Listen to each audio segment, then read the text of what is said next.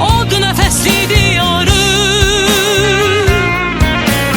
ocağına can kurban Azerbaycan.